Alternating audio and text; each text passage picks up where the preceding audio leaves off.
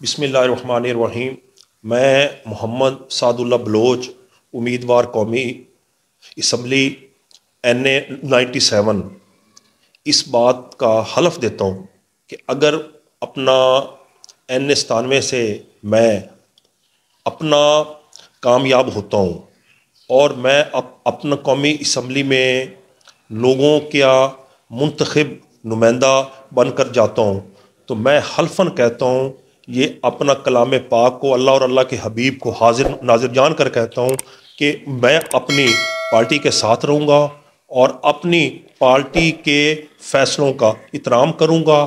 जो हमारी क़यादत लीडरशिप जो फैसला करेगी उनका मैं पूरी तरह पाबंद रहूँगा और हलके के वोटों की इज़्ज़त को और उनके फ़ैसले को किसी सूरत अपना बेचने का सोचूंगा भी नहीं। ये मैं अल्लाह और अल्लाह के हबीब को और ये कलाम पाक को हाजिर नाजिर जानकर हल्फन कहता हूँ।